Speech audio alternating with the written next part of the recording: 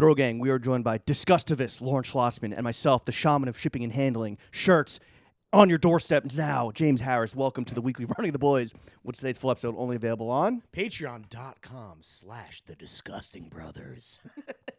No, actually, throwing fits. But if you're please listening to go this, you there. probably already know this. Please I don't wonder pay. if someone, that's a fire name for a podcast. The Disgusting Brothers. Yeah, but please don't go to the Disgusting Brothers Patreon and subscribe there. Yeah. We need all the money we can get so that we can continue to make more cut and sew. That's fucking right. Before we get into deleting beers on the jumbotron, selling out of the most popular shirt of the year, and hitting the Masters next week. Woo! Keep it on the fairway. Let's get into a fit check. Why don't you start us off? You are wearing a jacket indoors. Yeah, well, it was a little cold. Now it's getting hot. But I was wearing Clark's Wally's, the fucking most reliable shoe of all time, arguably. Maple suede lows. Nike Drifties. Sham's favorite John of mine that I own. The South to West State. There's a New York Times profile on these pants. Yeah. Yeah. Last summer. I mean, the pants got more shine than the kid, bro. Yeah. Damn. South to West State. It's finally like spring weather. I can finally wear like summer, spring weight pant Delunes. It is. It has been absolutely beautiful the past 2 days where we've been inside podcasting. I love podcasting indoors. Yeah. Ab Fab, absolutely fabulous, darling.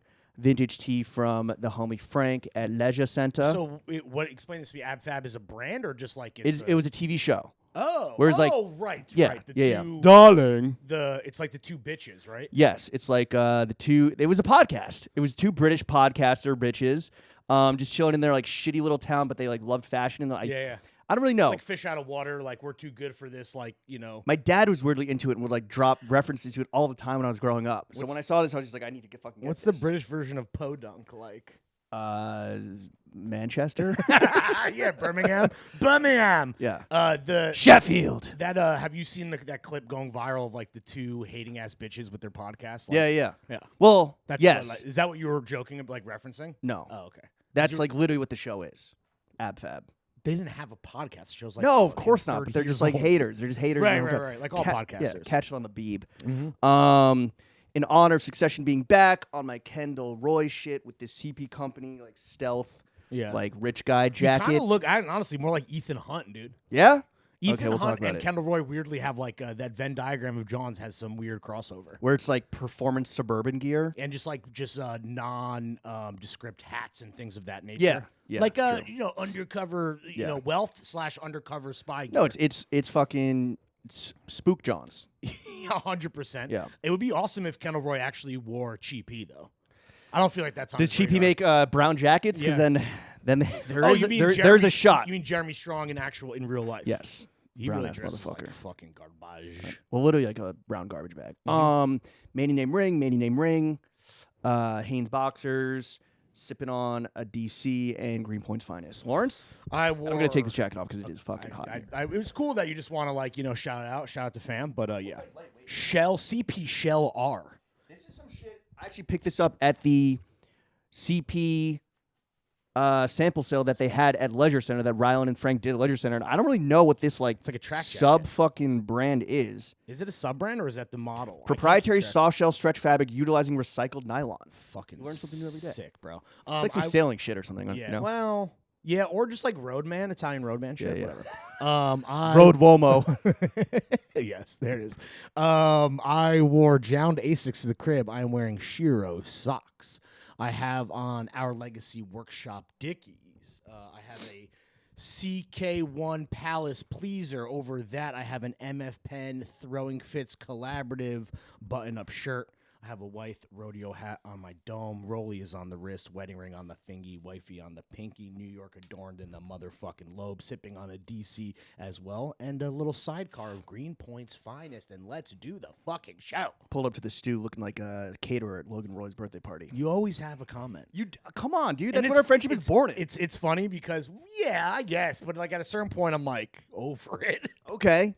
You Dress had- better. Yesterday too, when I pulled up to do the AMA, literally the first thing you say to me is, "What's that shirt?" But not in a way where like, Wait, what was it? it was 3-6. That's why I was like, You're No, hating, I mean, brother." but I was like, you're trying to do Sexy Larry, and Yes, that's right. cool because, like, Sexy Jimmy was, like, on my see-through shit, nips out last summer. I'm glad to see that you're on the sexy wave. Yeah, welcome, brother. I believe you asked that on Mike in one of the 1 million interruptions that you got out. Yeah, you're welcome.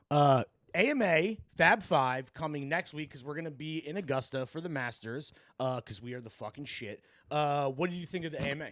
I mean, there's a whole section in the run of show. If you want, are you driving still? No, I'll turn this car around. Yeah, I'll turn this damn car around. I'm gonna ask you if you like driving. I mean, you fucking bricked it. You bricked the AMA in the very beginning, which we'll get to. Whoa. Okay. I don't know about. Well, let's see. Well, I'll reserve all judgments for you to be a piece of shit in like what T-5 minutes. Exactly. Let's keep the vibes positive, Lawrence. Yeah, come on. bad. Let's be. I know you don't have the run of show in front of you, but it says keep it positive. So, yeah. Come on, no, can we do that? Can you do that for me? Sure. Can buddy. you keep it positive? Absolutely. Thank you. All right. Fit check, drink check, complete. Let's talk about the big news from last week, which feels so long ago, but it really was only just a 45-minute blip in the universe, which was the Throwing Fits first that reverberated forever. Yes. The flap of an overshirt's wings. Of a collar. Of an overshirt's collar. The flap of a beefy cuff. Yeah.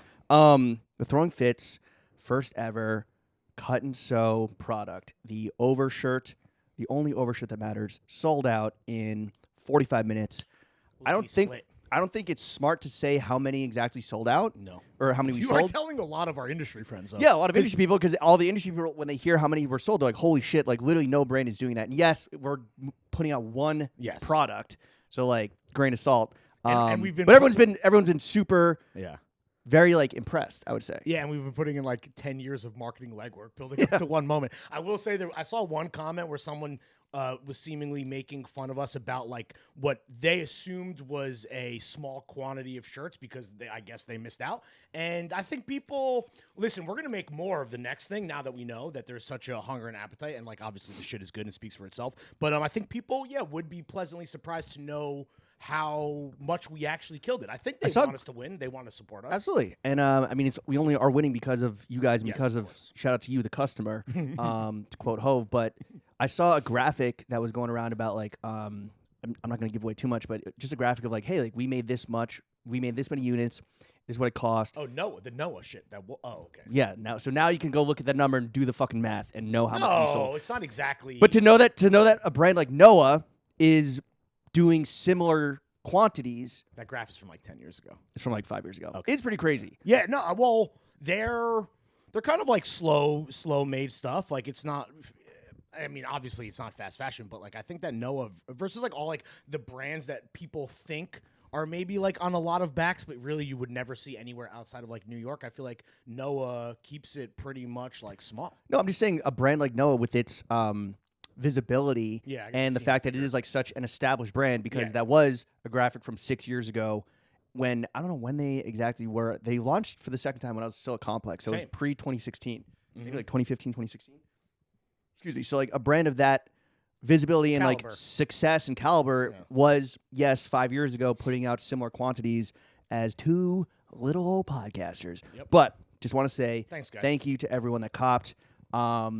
It was super encouraging, and we upped the amount of what we're going to do next when we saw the appetite at this price point. And that's a few months down the line, but we're also working on like a fucking more run-of-the-mill merch. We're trying shorts, to drop obviously. once a month, right? Well, I mean, that's ambitious, but we got that would have been Fuck. We got a fucking tee on deck. A lot of people were asking me about the shorts. Like we're working on it. Shorts are imminent. Shorts are coming. Fuck. the next TF I product. feel like Ethan Hunt defusing his bomb. Oh no, dude. I'm dead. This Coke Or am I? This Coke will self-destruct in 5 seconds. Monologue. Yeah, so got some stuff planned. So if you weren't a fan of the overshirt, 1, you're an idiot.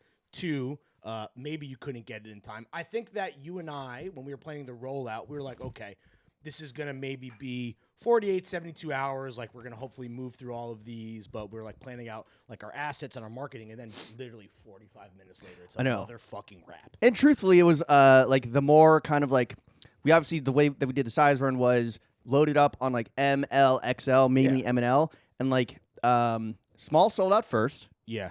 Because I think we were like telling people to size down. I mean, it's a bell curve, really. Then right? M, then L, then big boys came then through. double XL actually sold out first because we only made a few of those.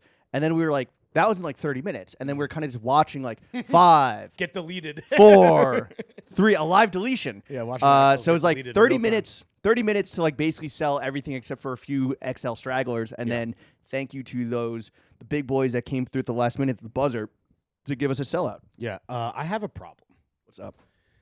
Despite the fucking love and support and appreciation from the throw gang, and then like you and I, like, you know, in I think an appropriate way, patting ourselves in the back, I can't help but focus on the fucking negative. I know, dude. Which is these motherfuckers who do not understand and this is how to make clothes. Fucking bench players talking like starters. I hate it. This is armchair John's designing. Yeah, for armchair creative directors. Armchair designers, bro. So it's like, armchair Virgils. Like this idea, like, and I'm not here to be classist, but like people complaining about people complaining about the price. I forget that like just because you and I broke it down on a boys only, which we included in the free preview by design, so we could like let people know there's method to the madness of the 185 fucking MSRP. Like, people don't listen to that. Like, I forget that there's just people that are like, oh, the meme guys dropped a shirt, and I can buy that shirt at Target.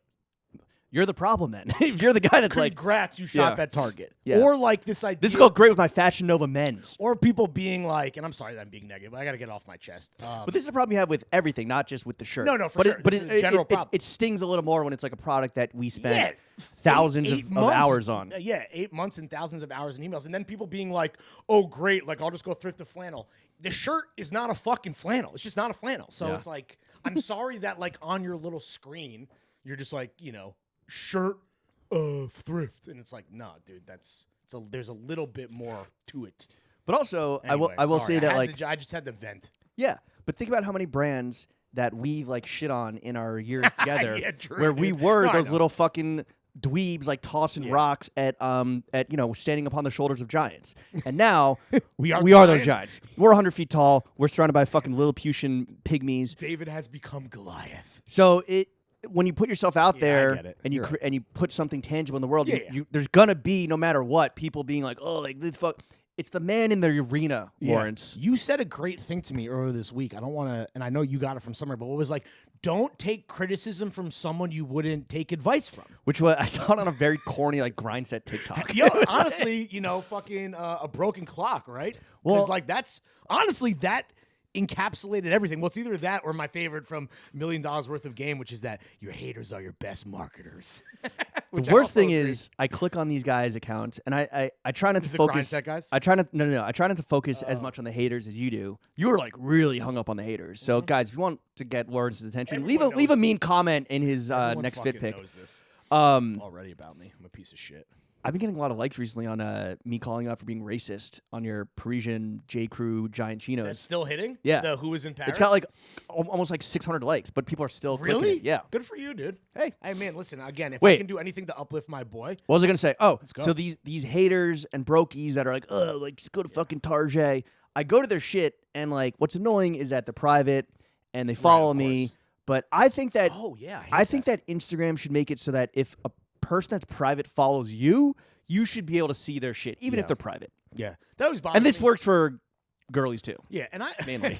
I understand that like people like you and I'm assuming are not above like the hate follow here and there, but like people that like don't want to see us win or want to drag us down, but then like follow us on personals, and it's like, what do you? So it's like, fuck you. You don't fuck with us. Whatever, it's fine. A lot of people a lot of people bought the shirt. Whatever. Who fucking cares? Well, I think, honestly, you didn't say it's too low. What you just said. Whatever people are going to say. There was another number that was coming after that first number that I said. Yeah. I don't know. Are we out of the preview? Do you want to say? We're way out of the preview. Do you want to say? Should we?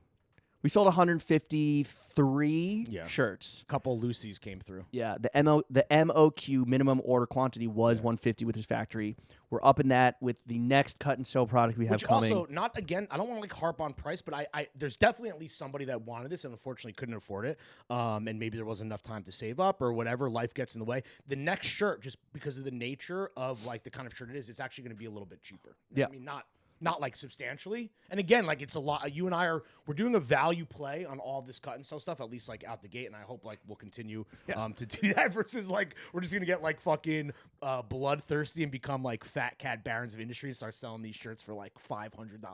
Like I don't think that you never know. The true MSRP would be kind of close to that. Yeah, if we follow the typical formulas of like how we follow the Noah flow chart. Exactly. From pre this recession. Yeah, anyway, keep it locked. A lot of fun stuff coming. And again, like not to bury the lead, and I apologize if I just got anyone down, myself included, but like, yo, thank you guys. That was awesome. I did not expect that.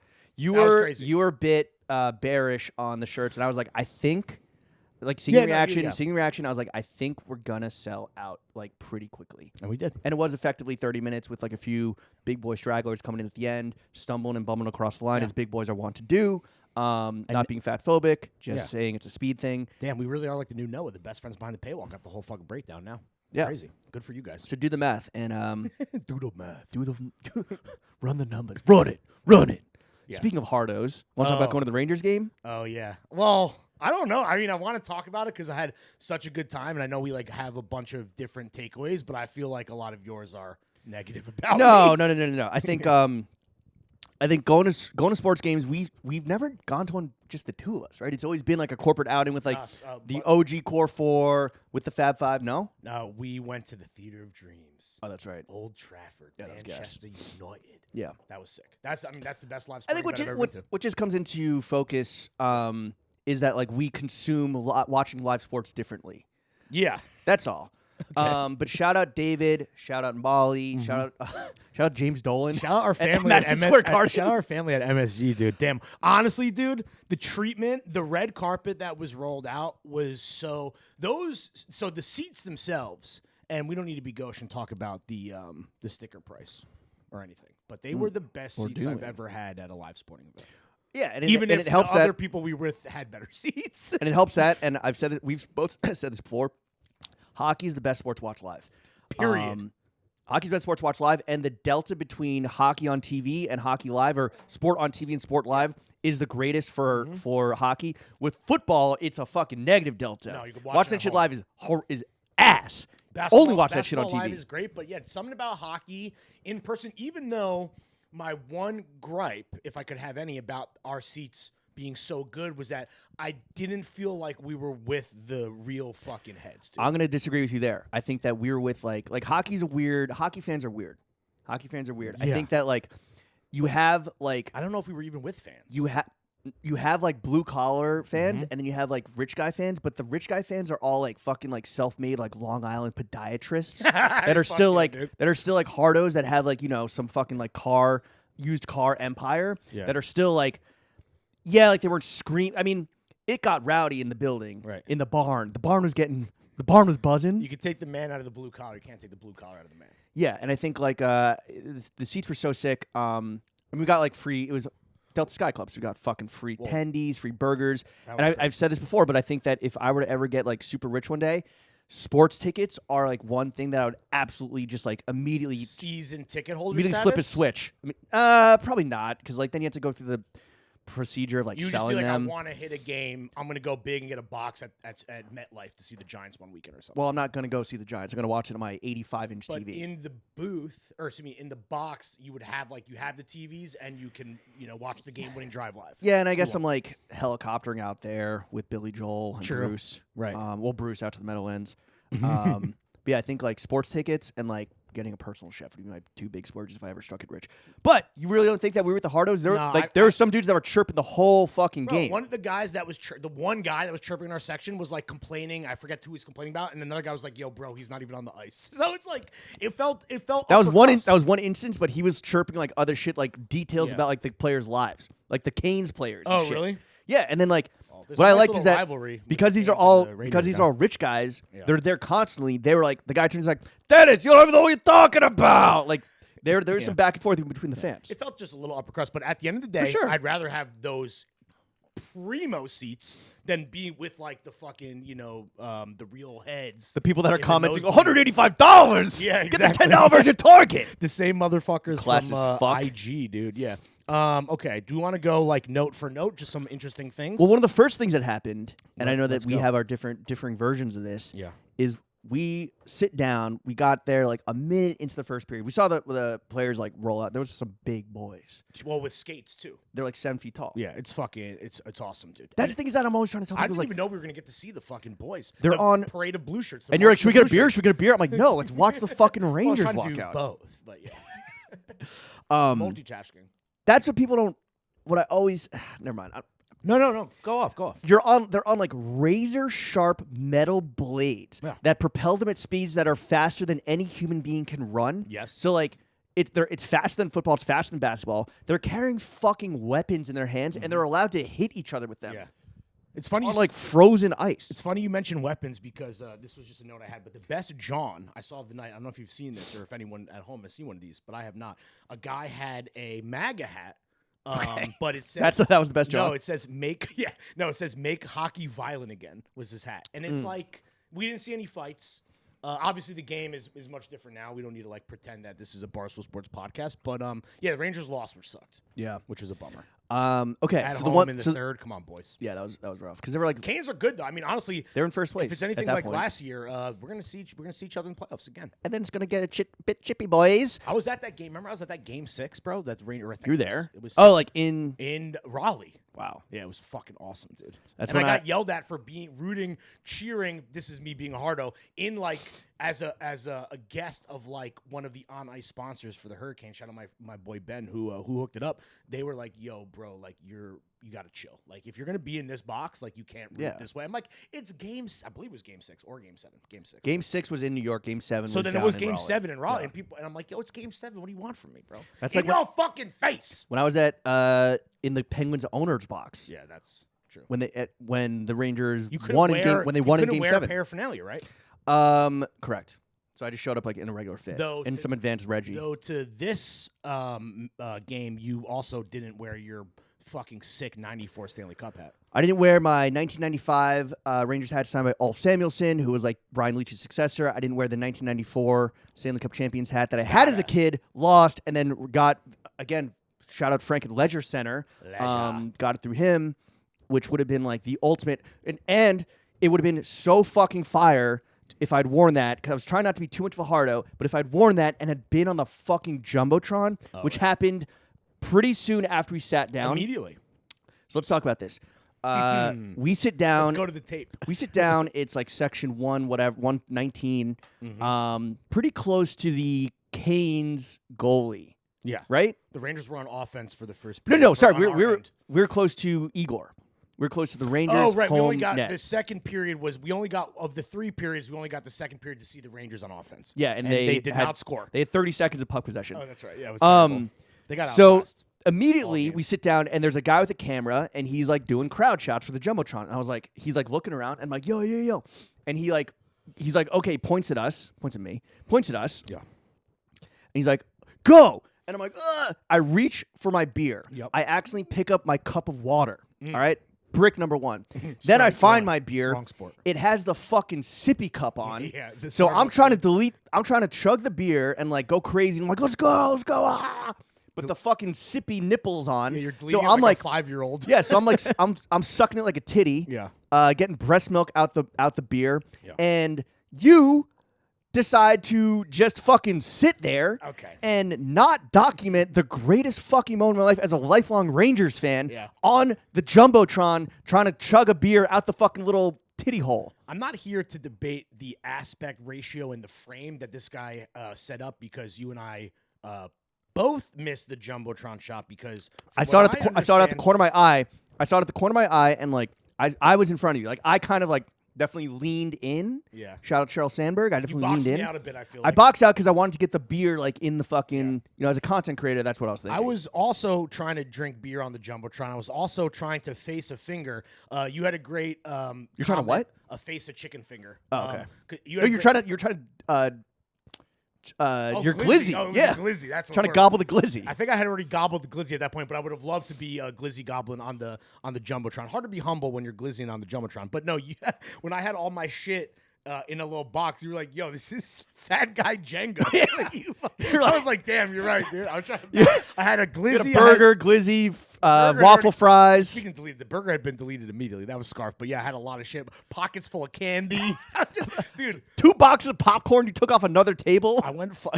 I did have a box of pop. I went fucking sicko mode in the fucking Delta Sky Club Lounge. But anyway, so you were mad at me from what I remember after this whole. I was like, come on, dude. Like, you couldn't fucking take yourself out of main character for one instance and like film somebody else getting some shine. You, to me, at least from my perspective, you seemed drunk on your own main character syndrome. Where what I try to tell you is that if we're both performing for the camera, maybe you at a different level, there's no way that, and plus I got the fat guy Jenga stack, there's no way I'm gonna be able to get my phone and then remove myself from the situation so that you can do your thing and then me get the flick. See, this is just who you are, I guess. But like multiple people were DMing me and tweeting like, just saw Dr. Taco delete a beer on the jumbotron. Which we know is cap because you didn't delete shit, dude. The dude, I mean, I need the footy. And also, by the way, I got my own messages that was just like, yo, that's crazy. I just saw you and Jimmy on the jumbotron. So again, I don't know how. No, this is like when people DM you like, yo, what's Jimmy wearing? You're like, fucking ask him, bitch. Well, no, but I believe that we both got a little bit of shine. But we have no visual evidence that this happened. Tang203 just saw at Dr. Taco MD delete a beer on the big board at the Ranger game. Cap. Shout out. I didn't delete the beer, but it may have looked like I was deleting the beer. You were so drunk on main character syndrome. You're like, yo, bro, do you think this was on like TV? You think someone has DVR at home? I'm like, no, we're just on the jumbotron. Why is that drunk off main character syndrome? I'm just really happy. That was a bucket list moment. 2 bucket list moments happened. I got on the jumbotron. And we got to fucking touch ice after. Why are you shitting on my dreams? No, it wasn't shitting on your dream. It was just like, and I'm not trying to debate. Why can't you be happy for me? I'm not trying to debate who's been a longer Rangers fan. I just sold 150 overshirts, but be happy for me. I just would have loved the flick of both of us. And yes, I don't know who is going to be responsible to capture that moment, but yeah. Well, the best we was. don't have anything now. The best was, so after fucking the sippy nipple, I realized the design flaws in that. The camera guy, he was like packing up his camera. I was like, yo, if you get me again, I'll chug my beer. And he's like, I'm going over there. He completely dubbed you. That was mad funny because you were like, yeah, you went thirst mode, and he was like, no, like I'm good. I'm at it. No, I get it, dude. I'm not. Again, you've been a fan longer than me. I understand. I'm new. I'm new to this. You're true to this. Either way, it was. We both had the matching jerseys. It was a fun time. The newness shined through. I want to say, just as you as like a hockey fan. Okay, go on. Because again, this is like, I think we consume the sport live differently. I'm just like kind of in awe. Like I'm screaming and yelling and jumping and high-fiving at the goals, but I'm like, I love seeing like the plays develop. And this is true of like soccer, basketball, hockey, everything. You're a big picture guy. You're a big knee jerk guy. Oh, I love a knee jerk. A play happy. You're just there to yell. Yeah, 100%. You're just there to fucking yell. Yeah. Like the Rangers dump the puck in, and you're like, come on! And I'm like, no, that's a good thing. No. That's called gaining the zone, Lawrence. Bro. They dump and chase. Bro. They dump and chase. This is how you flip from defense to offense. I'm familiar with the fundamentals. I'm not going to argue about being a knee-jerk guy. I love a knee-jerk reaction, especially live, especially with the crowd. You just love screaming. We ran into our boy. That's also true. We ran into our boy Jason Buford was there. The only black guy in the building. Yeah, so we had like we had a nice little crew. So we were kind of like, we were bringing the streets to that kind of upper crust section. One thing that really bothered me was so they have this voting mechanism where like you can vote for like we did, which we lost our own section to get a T-shirt toss. Oh yeah, but this really bothered me. So there was a karaoke multiple choice competition for what was going to be what I think just like the next song played on the and then they were going to film people singing the karaoke on the jumbotron. Right, so the 3 options were Joan Jett. Oh, 4 options, right? Joan Jett, I Love Rock and Roll. The Beastie Boys, Fight for Your Right to Party. Yep. The Rolling Stones. Painted Black. Painted Black? No, definitely not Painted Black. I don't remember the Stones option. Get Off My Cloud?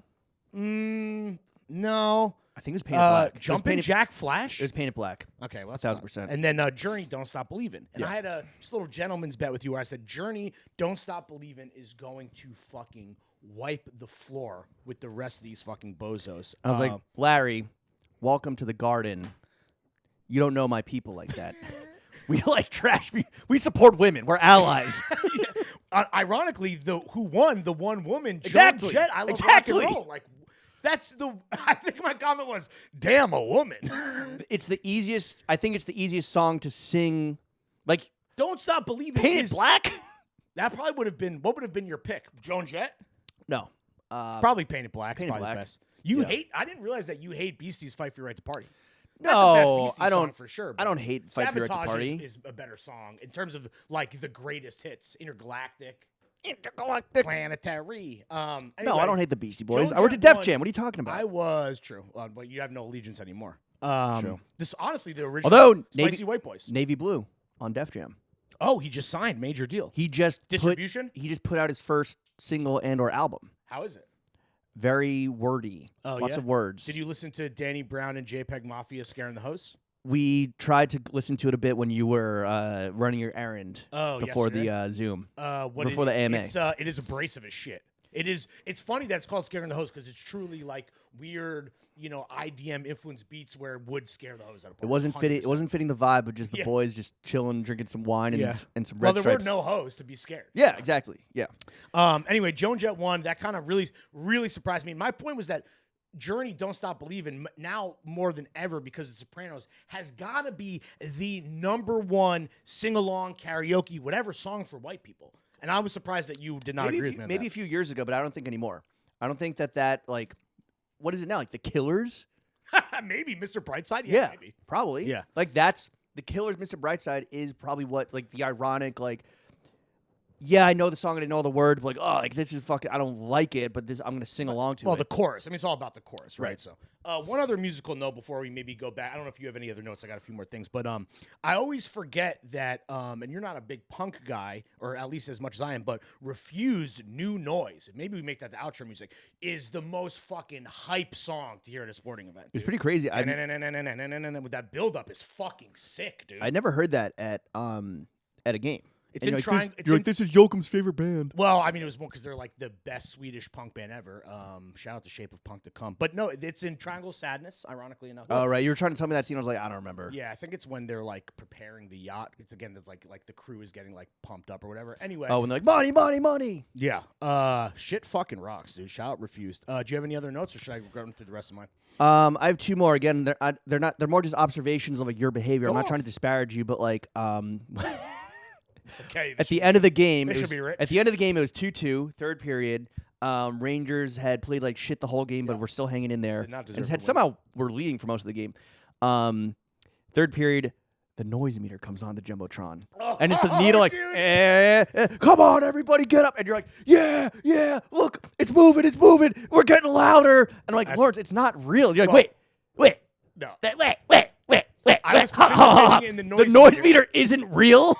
Well, so what actually happened is I was participating, of course, hardo mode, when the noise meter didn't really approach any kind of true victory for the audience. I turned to you and I go, well, isn't the noise meter fake? And you did die laughing. But I kind of knew. It's a bit naive and childlike wonder It was from cute. my perspective. It was cute. It was cute. And then speaking of Kobe, this wasn't cute.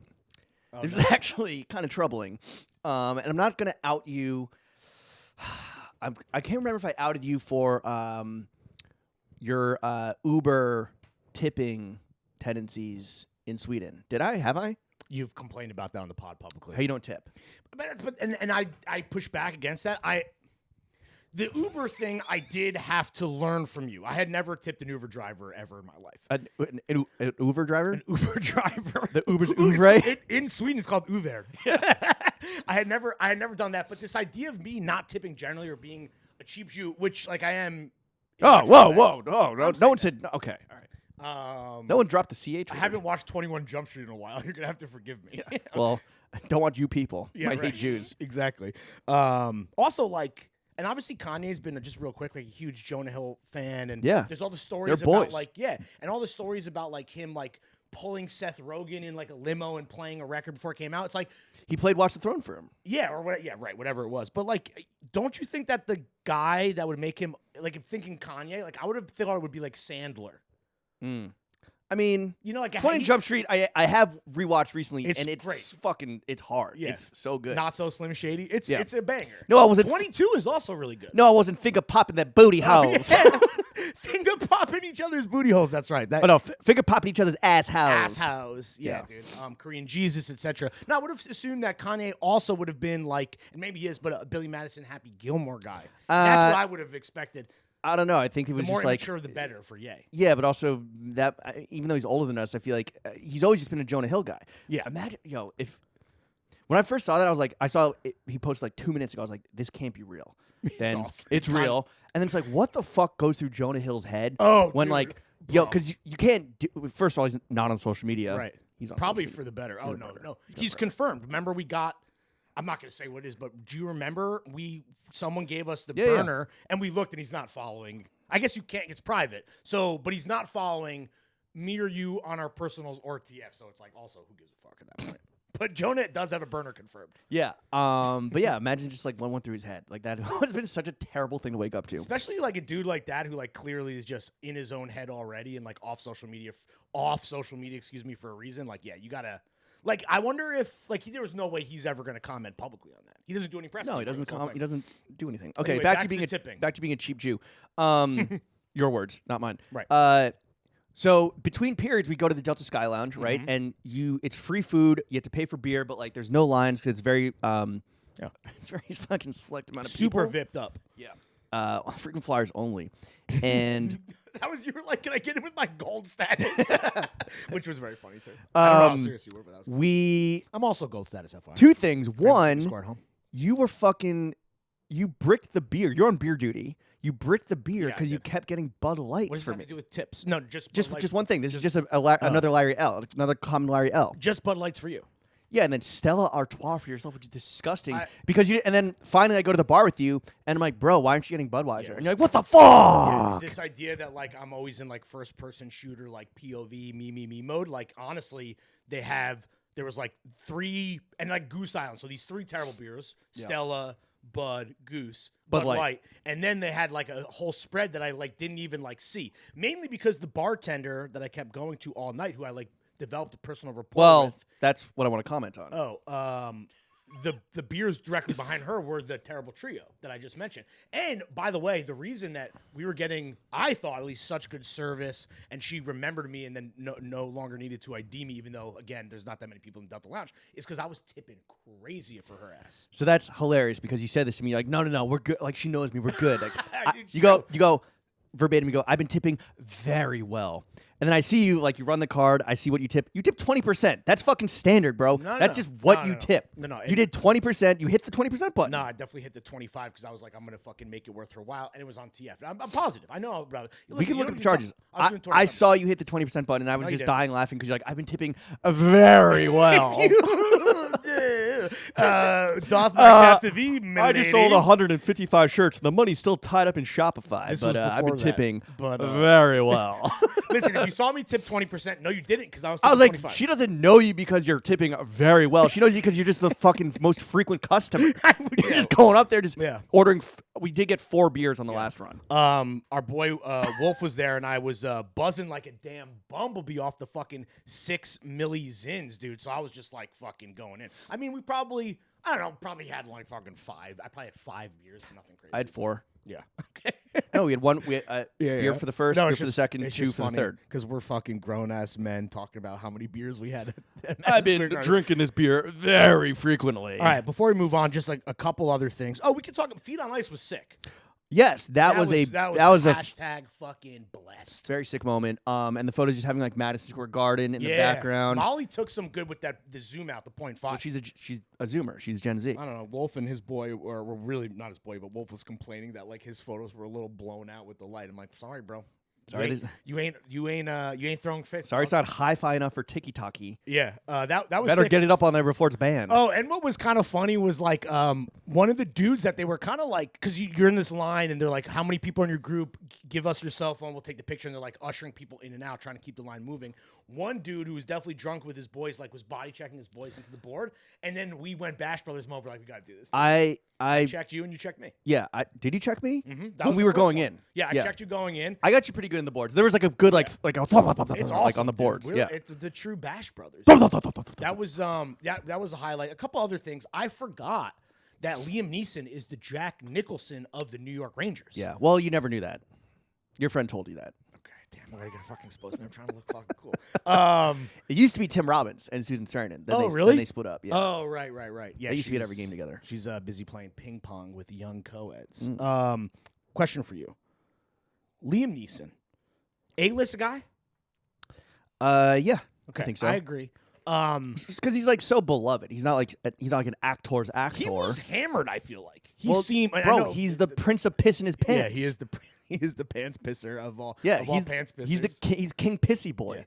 Yeah. And then just because you know me, I love to go movie mindset. Would you say that his most well-known role is Taken? Absolutely. Yeah, without a doubt. They played Taken before they introduced him. Yeah. The special set of skills. Yeah, and like he's made a whole career post Taken of just like those movies where he's like an ice road trucker that has to fucking kill the terrorists. Streaming shit. Do you ever see the movie with directed by Sam Raimi, Elephant Man? No, not Elephant Man. Do you know what I'm talking about? I'm talking about Dark Man. Where he has like rage in him. Yeah, it's a Dark Man, bro. You know why I call him Elephant Man? Because there's a scene when he's at the carnival and some guy like rips an stuffed elephant doll from his daughter or girlfriend, or whatever. Goes, "Don't touch the fucking elephant!" Elephant and Man, then just transforms into that guy. Elephant Man, the movie with I believe it's Anthony Hopkins in it, is like the biopic of the actual Elephant Man, which is a fucking actually great movie. Yeah. Anyway, so yeah, I'm a man. I was just thinking it because I was like, damn, like Liam Neeson, who's like a pretty like respected guy, been around forever. Like I'm like, oh damn, like yeah, Taken, just like this kind of like basic. I mean, it's pretty sick. I mean, that's the rest of them are talking about diminishing returns. It was a bit of a pop culture phenomenon. The first one, for sure. Yeah, definitely. But yeah, I was thinking about like because Gangs of New York, he's in that, right? He's Priest Vallon. That's a good one. I don't know. I was just like Taken. Damn, I guess that's it. Which like if you're Liam Neeson, the bag's crazy, but like, is that what you want to be known for as a serious actor? I mean, yeah, why not? Like, he did a fucking line from. They showed it and then they put him on the jumbotron and he did a line from Taken. Like I think he's leaned into it. Yeah, I'm sure they're. I mean, he's paying for those fucking sick ass seats. He's paying for all the new. Paying for all the dry cleaning he has to do for all his pissy pants. Yeah, did anyone ever like? So that's what is the deal there? He just pisses himself straight up. Like, I think so. That's it. Or he's just like a spilly boy. I don't know. Oh well, he keeps spilling right on his fucking dick, dude. Yeah, I mean, yeah. Okay, a couple other notes here, and then we can let's go. Let's go. The last thing was that we went matchy with our fucking whatever, and shout out Adidas and the NHL for hooking it up with these like city edition jerseys. I really think, and maybe we've had this convo before, and I know people love soccer jerseys. We love soccer jerseys. We fucking collabed on them with our friends at Percival. I think hockey jerseys, like I put that on, I was like, yo, I could be a guy who wears hockey jerseys. I fucking love them, dude. A fucking sweater. Woo! This one particularly fit very well. It was awesome. Like, it almost like was like a slim fit hockey jersey. Jenna's like, yo, you look skinny in this shit. Yeah. I was like, hell yeah, dude. Obviously, it wasn't a real sweater, although it did have like the fucking. It had like the super authentic. It had the taint strap. Yeah, to lock in, dude. To lock in your pants. I'm not wearing hockey pants.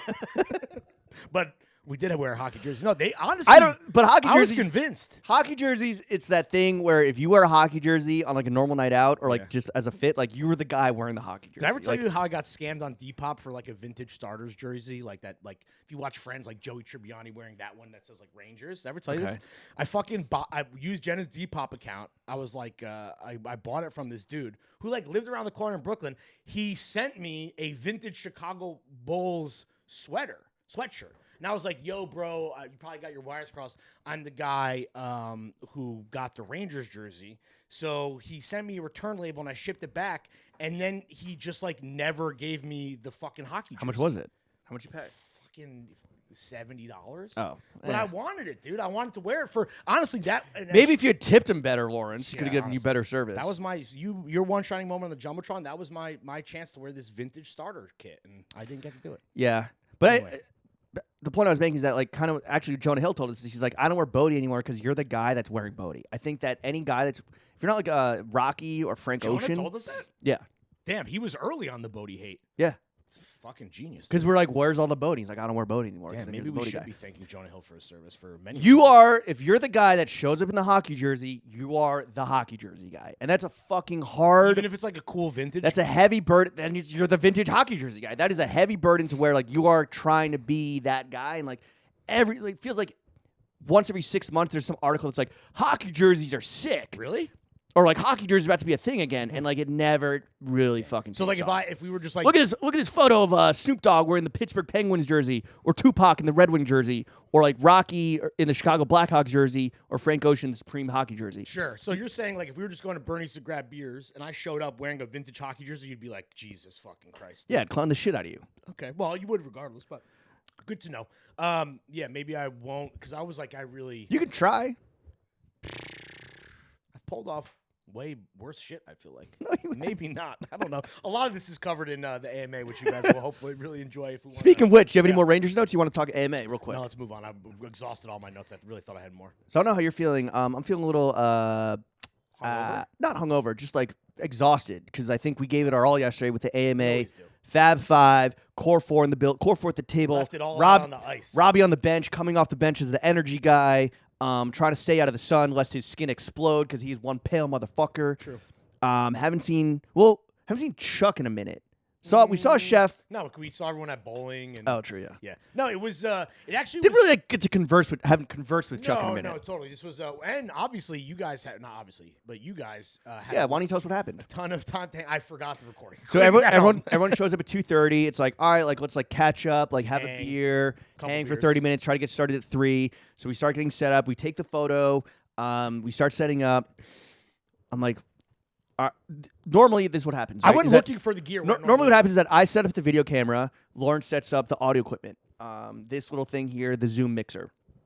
Recently, I've been like, yo, when we have to travel off-site, can you please, when possible, can you take the audio equipment with you so that when we travel to next week's guest, Susan Alexandra, very fire pod. Great pod. She's a super gem. down to clown. Talks, gets a bit spicy. Oh, yeah, some beef. I've been like, yo, it's mad fucking heavy to like carry all this shit with my computer, with my water, everything. So like we split up, right? And when we left Susan's store, yeah, this is manual labor. This is physical labor. Totally fair. This is why you wear the Carhartts. You took the audio mixer with you home. That was last Tuesday. And all the mics. That was all in the tote. That was last Tuesday or Wednesday. We haven't potted since.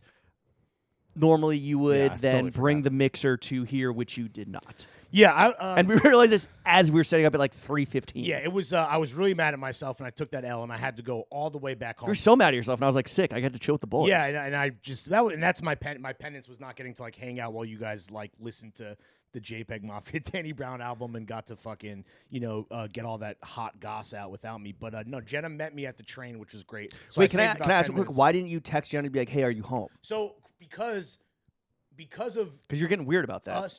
Because of us. Well, this is why. So because of us potting on Sunday, she's like, "Oh, I'm gonna do a Sunday fun day myself." She's like, "I'm gonna go to a bar. I'm gonna post up. I'm gonna get fucking food. I'm gonna read. I'm gonna do my own thing." So I didn't want to bother her. Text from her husband, just being, "Hey, are you home?" Well, so basically, no. Okay, cool. Basically, what I did was I texted her like, "Oh, I'm a moron. I gotta go home and get the stuff." And luckily, she was already back. And no questions asked without me even remotely bringing it up. Her and Pepper met me right outside of the subway, and boom, was a nice little handoff. And then I hopped back on the train and saved about 10 to 15 minutes. Yeah, but if you just text her first thing, just be like, "Hey, any chance you're home?" Yeah. She could have just put it in an Uber and sent the Uber. Like, you can do that with Ubers now, right? Yeah, like a messenger service. No, it's just yes, absolutely. I'm not arguing with that. That's facts. It was just more of like, wow, I'm a dumbass as per usual. What I just got to fucking bother her about this thing that doesn't even remotely. To call an Uber? No, just being like, "Hey, I'm a moron. Are you home? Can you help out?" I was like, "I'll just." I guess if you were to text your wife every time that you're a fucking idiot, like you'd just be inundating her. She would have with no just data like, available. Yeah, her phone would be too hot. Yeah, like, that's my thing. It's like I don't. Messages will be received when phone returns to normal temperature. Yeah. Your husband's a fucking dumbass. And it wasn't like I was trying to like not tell her that I'm a fucking moron and I fucked up and I'm embarrassed. And luckily I didn't. Yeah, luckily I didn't ruin anyone's time besides my own. But because I did, so like that, she was aware of the idiocy that I displayed for. She knows what she got herself into. It was. She knows what time dinner is. It kind of, and I think the AMA is really fun. Here's the thing: the reason I forgot the gear. This is my excuse, right? I don't know if anyone wants to believe it, yourself included, but because I was driving and preparing the run of show. And like being the pilot, copying, pasting people's questions onto a piece of paper, writing an intro, putting it all together. I was too busy thinking about that. And how I was going to kind of run the show, no pun intended, and I forgot the actual equipment necessary to do said job. Okay, you were very apologetic, which I appreciate, but I was like, dude, it's fine. No, like, I know. It's a dumb mistake. We'll fix it. Like we're just 45 minutes behind schedule. I thought I had a good joke too in the group chat as I was like just like waiting for the train to come, but no one fucking acknowledged it. Was this is the podcast? Me going to get the equipment to come back and you guys waiting around. It's the podcast version of waiting for your dealer to come. It's because we were having a great time. We just like literally sat here. This isn't about you, Larry. We drank some wine. We had some chocolate-covered raisins that Robbie brought. You pulled up with the artisanal raisinets, dude. What a fucking weirdo. We were like we were talking, getting some music recs from Chef, getting some fucking some big brain shit from Robbie, getting Chuck to weigh in on like the March Madness shit. Just like playing tunes, like sniffing some wine. It was nice. It was a good time. Yeah, the AMA is great. I think everyone will like it. So let me ask you this. So, it's a long one. You get back. Do you like driving the show? Okay. Do you want the truth? And I want to be a little constructive criticism for you. Yes. I really enjoy it, and I took a lot of pride in the intro. Really? Spacing out the questions, getting the flow right, like putting it all together. What I don't like and don't appreciate is the new thing now, and I am never. It's never going to matter now because I'm going to go into it fucking clear and full and understand that. Clear eyes, nuts drained. Yeah, right. The new thing that this has been going on, I think, since the 1942 AMA, and it kind of came out a little bit during the Critics' Choice Awards as well, is that when you are not driving, you don't just like relax, like, oh, cool, like I'm chilling, like you go so fucking crazy. It's almost like it's like a bit that you now I know that, and I'm just like, that's how I perceive it. Yesterday, I'm sorry if I ruined your intro because I couldn't understand what you were saying because your Irish accent fucking blows dick. St. Patty's Day. Is that not? He's not like an autistic Jamaican. I mean, maybe I'm trying. St. Patty's Day, bruh. I don't want to spoil the joke, though. Apparently, like, I guess you can't understand it. Yeah. Don't just let the audience at home. Sure. Yeah, weigh in next week. You get 2 intros for the price of 1 because you immediately interrupted me. I didn't know what you said. Anyway, I was trying to keep the Jimmy out of pocket experience to a minimum, and I think I did. And yeah, it was a lot of fun. It was just great vibes. Yeah. Again, like I like the way that we kind of like not Jimmy everyone had to answer every question. Yeah, it was like, oh, music question, Sham, and then everyone kind of weighs in. Yeah, yeah. Oh, like women's wear question, Robbie. No, women's wear was Chef because he's single. Because it was. Oh, that's right. Oh, okay. Robbie was trends. Yeah, it's fun. I think it's great. I think we need a 5th mic for Robbie. The seating setup, as long as we're going to be here, which again, thank you for always being the gracious host that you are when it comes to I would just call myself the gracious host. Yeah, you do bitch and complain and get very passive aggressive. But I'm trying to give you flowers. I don't know where like some flowers would be nice. I don't know. Honestly, you're not wrong. I should have brought them to the I brought red stripes instead. But I don't Jamaican for beer. Hooray beer and Jamaican for beer. My apologies. It's okay. Happens a lot. Yeah, right. It happened a lot yesterday as well. From the other side of it, we need Robbie. He needs to have a mic. I don't think he's gonna ever like be fully on video. I don't think we literally cannot. I'm saying we need a new. Maybe for the 2 times a year we do a Fab 5 thing. We should donate this to like Pair of Kings or somebody and get like a 6-port. Do they have that? I would imagine you can. There's got to be options for more than 4 that are like the mobile, Fisher Price version that we use. But I thought it was great. I think people are gonna like it. Just the energy on these things now moving forward. Like I think the audience, whether or not the audience wants it or expects it, like they're at a fucking 10. It's different. Everyone's trying to make everyone laugh. Some shit is landing, some shit is not. You're going fucking psycho mode. I'm doing my best to fucking keep it between the lines. It is what it is. It's fun. Yeah, it's an interesting it's a new way that flipping the dynamic where it's like you're like dad, but you're also trying to be like hardo Larry, but you can't, but like you are, but like, and then I'm trying to be a little hardo Jimmy, like, and some of the jokes like just don't land, or you're just like that wasn't funny. It's like, all right, thank you. Oh damn. There was the funniest moment is that it was the worst pun of all time, but because it was so bad, it was the funniest moment. What was it? Is your highlight? I have zero recollection. I know. Honestly, like it's not that I was fucked up. I mean, we were like drinking beers and wine, but like I have very little recollection of the whole thing because it was just like just like yeah. It's like 2 hours of 2 hours of full turbo. Yeah. It's a marathon that we sprint through, and that's what it is. That's the vibe. One thing I forgot, and like we were all a little peckish afterwards, and we went and got some snacks at Bernie's. I forgot, and I think this came up from a question, which is who could eat more chicken nuggets, Larry or Chuck? Obviously Chuck. Yeah, but I'm a real eater. I don't feel like Yeah, but Chuck is a fucking king. Yeah. He's a house for sure. Yeah. He can kill it. But he's a barn. Yeah. I opened up DoorDash to order lunch today, and I forgot that I had 37 10-piece nuggets, McNuggets you in my cart. No, you could go higher. Really? I just stopped at 37 for some reason. 37 20 pieces. 37 10 pieces. Oh, 370 nuggets. 370 nuggets for like $233 or something. Why weren't you ordering by the 20 piece? I don't know, because I was like, boys. You were drunk. I was like, boys, I could have 370 McNuggets here in like 15 minutes if we want them. Yeah, there's a lot of. And there's the whole thing is like, do they make them? Do they fry them? Do they warm them up? Like, how do they do that? Yeah, I don't know. I always thought that they're not made to order because they're already made. I thought they're heated up versus the fries that stay in a trough.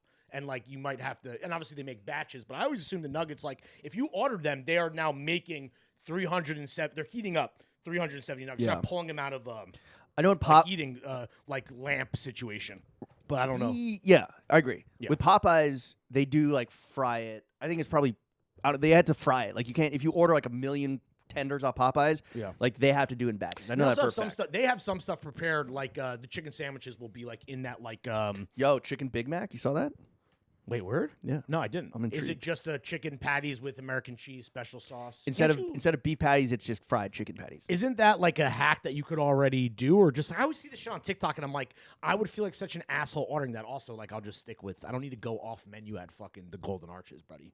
I don't know. I was intrigued. One interesting thing, because you mentioned Bernie's, I thought was very funny is, well, there was a bunch of, I mean, the amount of gay sex talk that has happened on this podcast versus normally has gone up exponentially, which is amazing.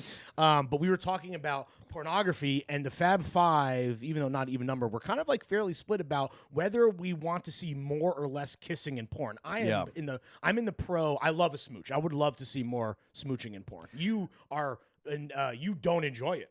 It's not that I don't enjoy it. It's that I don't think it's like necessary. I don't need that. Right. I want to see. Okay, this is gonna get crazy. Yeah, I want the woman in the porno to be like enjoying herself, and like the focus is on her, unless you're gay, which I'm not. But like smooching, then like you don't get to see like any facial expression or like she's just like kissing and not like saying anything. I think or people like make making facial noises. expressions when they're making out or kissing. No.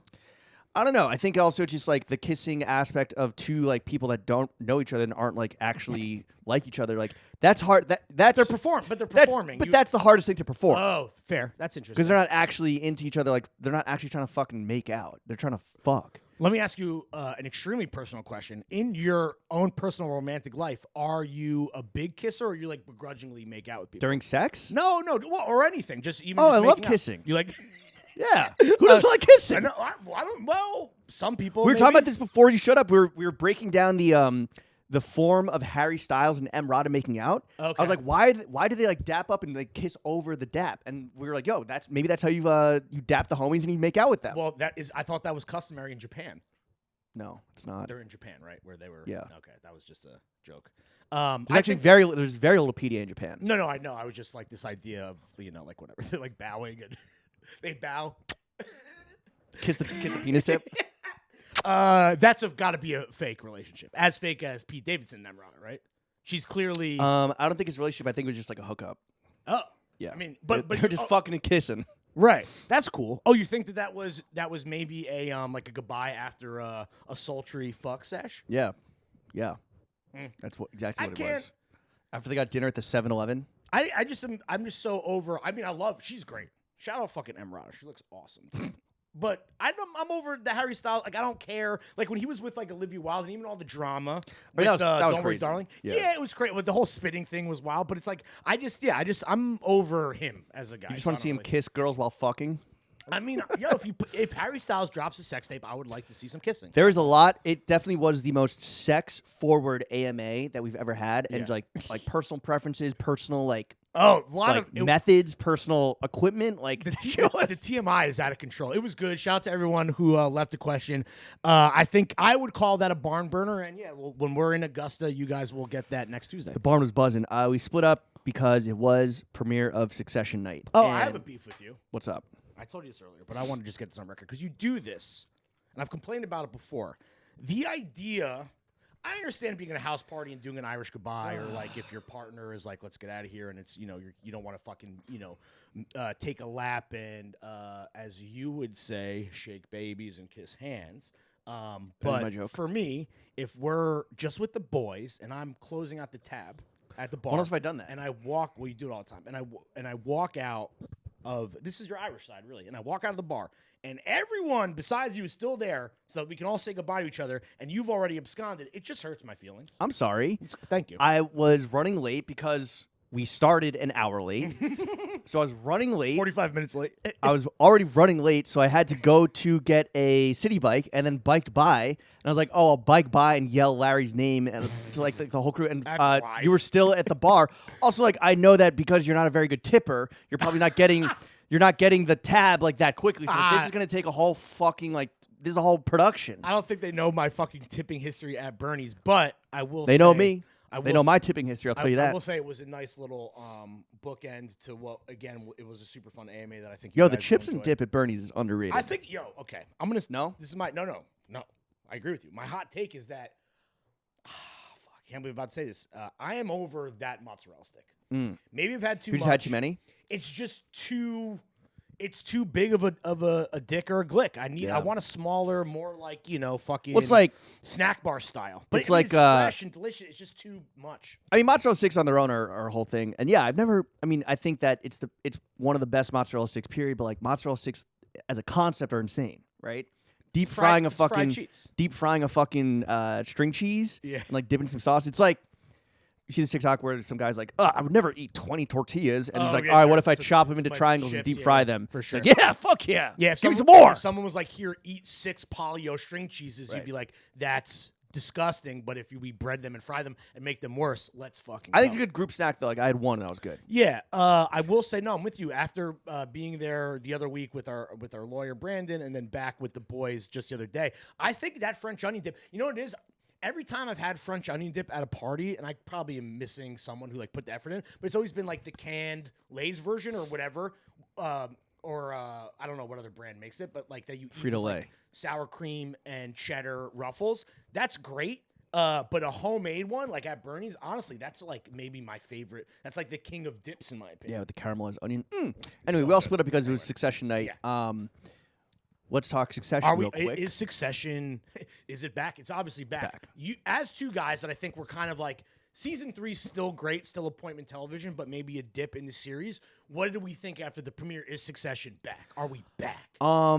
So I watched it, and I was definitely like dozing and like falling asleep. I completely missed the one scene where Tom and Shiv are like in their bedroom.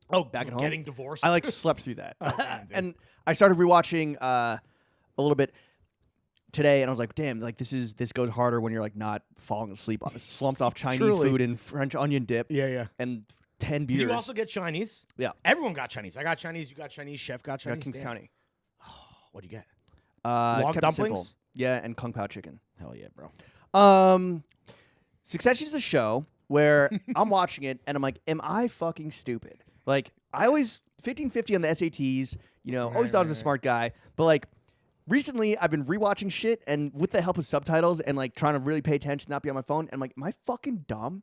Like, how did this not click for me before, or like I watched it last night, read a few recaps and reviews of the season premiere, final season premiere this morning, started rewatching it this afternoon, just like kind of left it on, just because like the banter's so good. But like, it's all the show is all dialogue because it's all legalese and it's like business terms, and there's like at this point there's like callbacks and references and like characters that kind of like spring out of nowhere.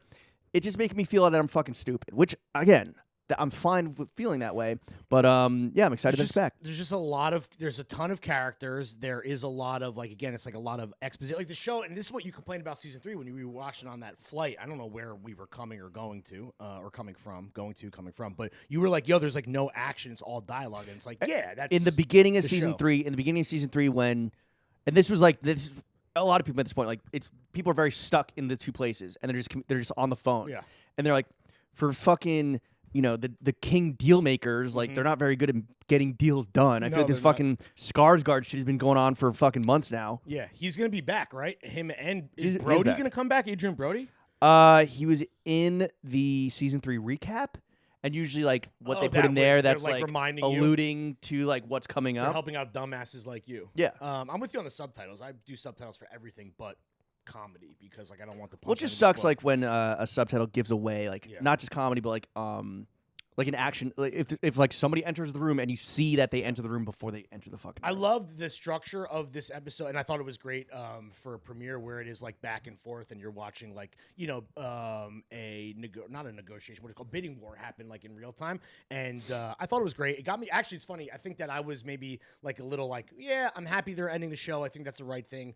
Go out on top. But I was like, we'll see if I'm like if I'll be back into it, and I feel like fully sucked. Yo, I saw Sunday morning, I was going to the farmer's market, ran into Soo Young and Father Keith.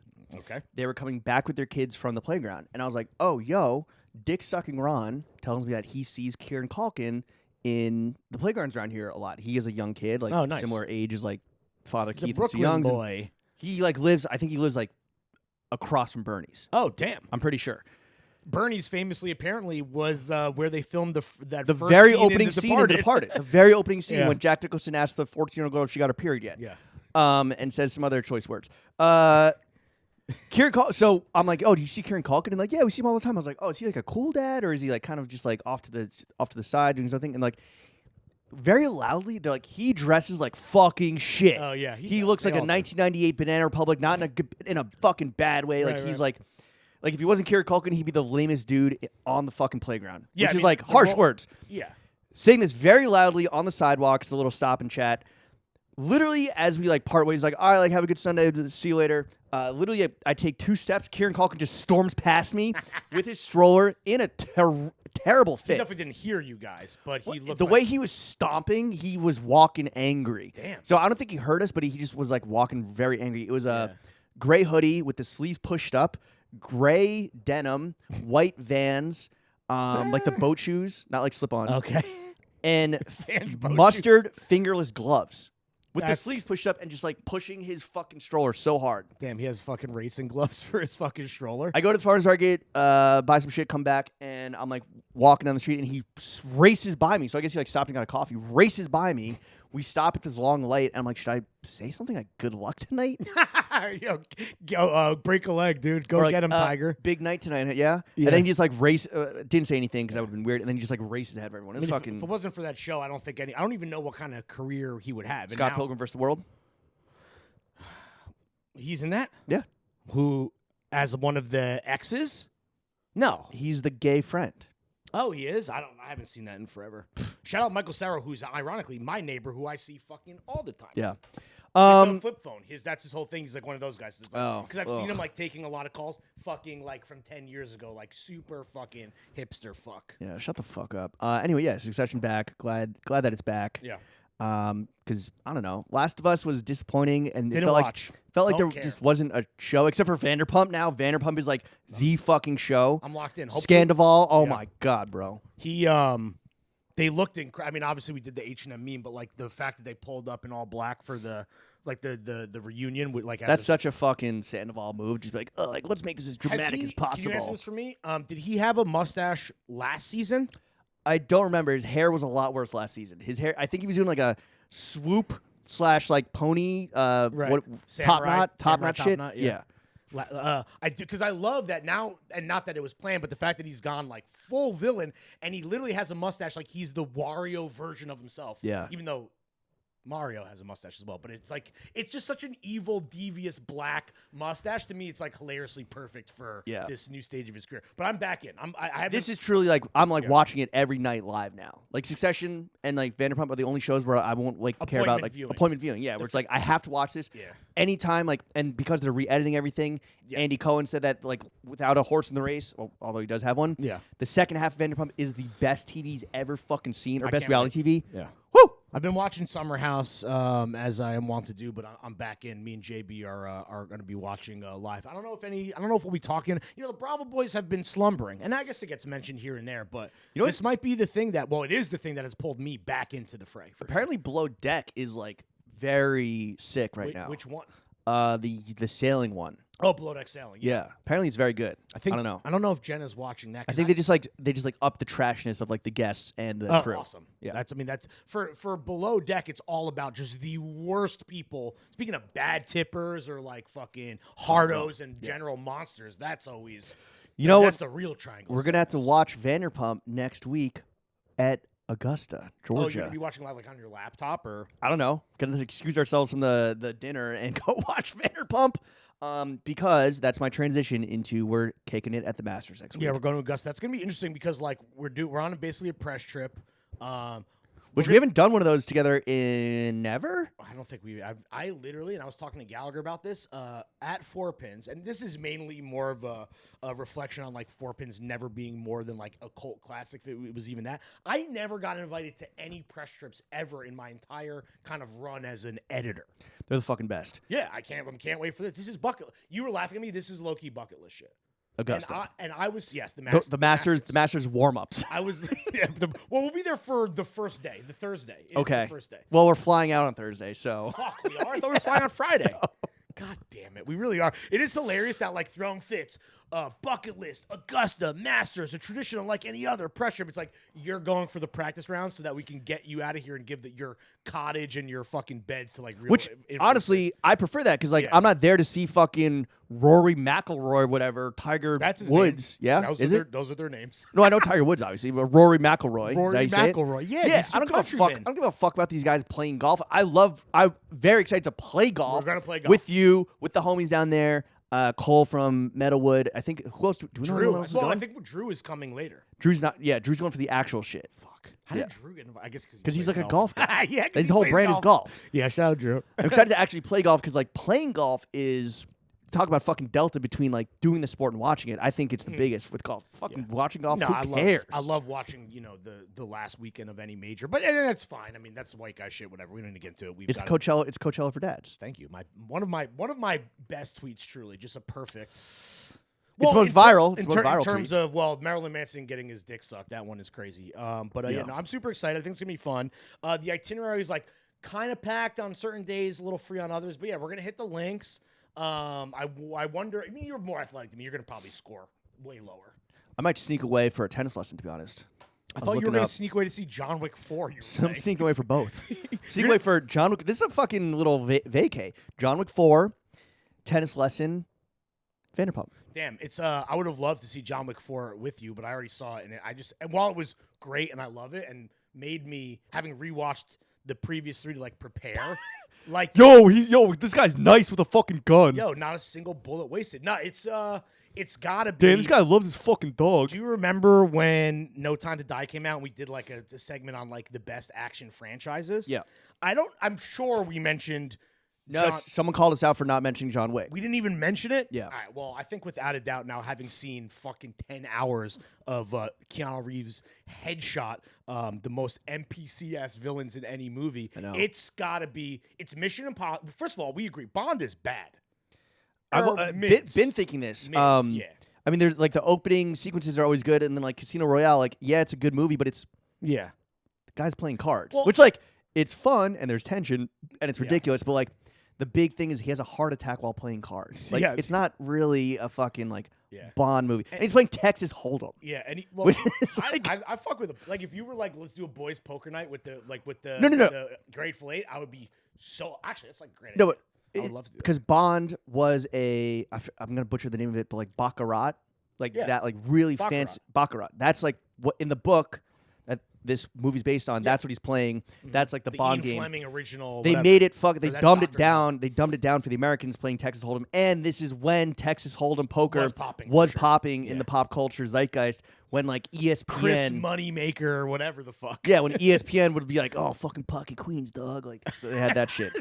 Some guy saying "Pocket Queens, dog" on the fucking broadcast. No, now it's fucking on the Ocho, but this was like prime ESPN. Yeah, no, I remember. World Series of Poker, big deal. I mean, big fucking pots. The Bond set pieces are typically like the best shit, but Mission Impossible has way better ones. So like, I rewatched all those too. Like those are. It's got to go, and I don't know. Honestly, I would go Mission Impossible is the best, if definitively now, best modern action franchise with John Wick a close second. Arguably 1A, 1B. I don't think it's 1A, 1B. I think John Wick gets a bit repetitive. They're still really fun. Keanu's the man. You don't like the lore. I was saying the lore is like... fun. It's dumb guy. It's dumb smart guy shit. Yeah, it's dumb guy shit. No, smart. Yeah, it's smart dumb guy shit. That's what it is. Sure, whatever you want. For dumb guys. Period. Whatever you want to tell yourself, smarty. Mission Impossible, definitely up there. What other action franchises are there right now? Well, I was trying to determine with you how many movies it takes to make a franchise. Like if it's an original movie and a sequel, is that a franchise? Do you need 3? And I don't think there's any real answer, but The Raid, which I believe I mentioned, which is an Indonesian franchise or 2 movies directed by this Welsh guy, Gareth Evans, is so fucking good, dude. And they're pretty old. No, old. They're like Raid 10 years older. Raid 2011 maybe, and then Raid 2 2015. Highly, highly recommended. Fucking next level martial arts choreography and some fun. I guess there's fucking the Fast and Furious is an action franchise. That. I really am a hater. I'm a hater. Indiana Jones is an action franchise. That's action adventure. No, the Marvel Cinematic Universe. Dog. Superhero movies don't count, so we can eliminate that. And then Indiana Jones is. You fucked with the latest Indiana Jones? The latest 2? The Crystal Skull, I rewatched it. It is not as bad as I remember. Shout out Shia LaBeouf. And then the new one coming out, we'll see how it goes. The first 3 are very good. But those to me that's more of an adventure. Look, I just Googled I understand. best action franchise of all time, and that's what came up. Okay, so don't fucking take it up with me. Take it up with screenrant.com. Anyway, fuck James Bond. Shout out fucking Ethan Hunt. Shout out Jonathan. You know what could have taken over? I fuck with Ong Bak. Oh, you love Ong Bak, yeah. Tony Jaa. But you said the second one is whack. It's weird. It's not that it's whack. Well, first of all, I saw that they came out when I was in Thailand, and so I was very it was a big point of national pride. Sure. And then me and my friends would just get drunk and do flying knees to lampposts and shit. Dude. Hell yeah. The action's very, very fire. And it's kind of happened at the same moment as The Raid, when Southeast Asia was having this big come up. Ong Bak is even old. Is it way before? Well, there's a bunch of Ong Baks. How many? A lot. So Tony Jaa was in the last good Fast and Furious. I think he was in Fast 5. Oh, I don't know. I don't know. So out on all those. Shout out Ong Bak. The second one is back. He goes back. In time. The first one happens in modern day, 2000 whatever. Then the second one, or maybe the third one, all of a sudden he's it's a continuation of the Ong Bak franchise, but all of a sudden it's a different character and different villains and different universe. Still Tony Jaa.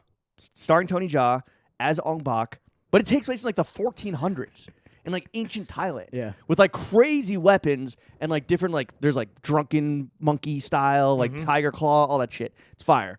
And it's just nonstop action. There's no plot. Well, that is why the original Raid to me is a must-see classic. It is nonstop, front to back, just pure fucking carnage. Oh, last franchise that we were debating if it's a franchise or if it's an action franchise, Sicario. Oh. First Sicario I rewatched. Fucking gas. Oh, it's incredible. So good. Mm-hmm. Denny, the Dune guy. Yeah.